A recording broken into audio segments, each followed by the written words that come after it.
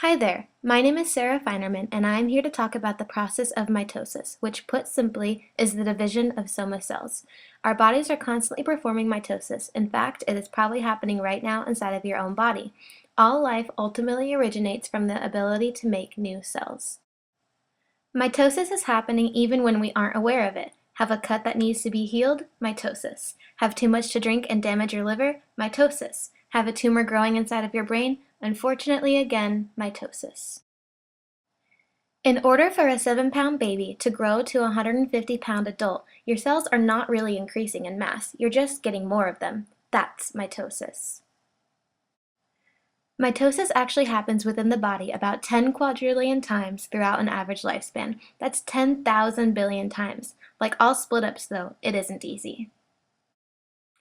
This is a simple diagram of the typical cycle a soma cell goes through in order to perform mitosis. The first three phases, G1, S, and G2, are all part of interphase.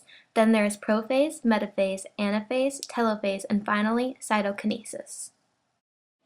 Overall, interphase is the phase of mitosis where the cell starts dividing. It is also called the living phase of the cell, meaning the cell obtains nutrients, grows, reads its DNA, and conducts several other normal cell functions.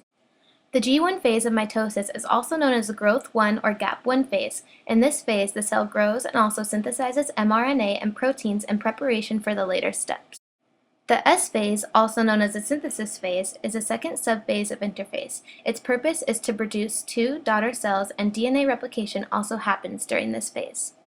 The G2 phase, also known as the premitotic phase, is the final subphase of interphase. It is a period of rapid cell growth and protein synthesis. This is where the cell prepares itself for mitosis. In interphase, centromeres are what links the sister chromatids together. Also present in interphase are centrioles, which are a series of microtubules that are arranged in a specific way around the nucleus of the cell. They are found in pairs and separate to different poles of the cell when it is time for division. I will discuss both of these terms in more depth soon. Prophase can be divided into two different parts, early and late. During early prophase, the chromatin fibers of the cell start to condense by shortening, coiling, and thickening, resulting in chromosomes. The condensation of the materials into individual units becomes more obvious. During late prophase, the chromosomes become very distinct and also have very clear arms, which are composed of the two parts of the sister chromatids. The centrioles start to go to opposite poles of the cell, and the thin protein spindle fibers start reaching out to the centromeres of each chromosome from opposite directions. Speaking of centrioles, in this picture, the centrioles are the circular gray objects towards the lateral side of the cell. Projecting from those centrioles are the spindle fibers which the centrioles produced. These spindle fibers form a specific type of protein structure that play a major role in dividing the genetic material within a cell during mitosis. During the metaphase stage, the sister chromatids line up along the metaphase plate, which is a plane in the central region of the spindle in dividing cells. Holding the sister chromatids together is something called kinetochore. I like to think of this as a belt where the spindle fibers reach out and attach to. During the anaphase stage, the sister chromatids get pulled apart to opposite poles, resulting in what is called daughter chromosomes.